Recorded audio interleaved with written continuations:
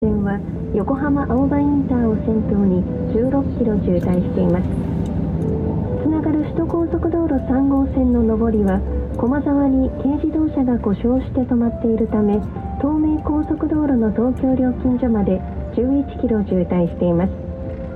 日本道路交通情報センターの原がお伝えしました。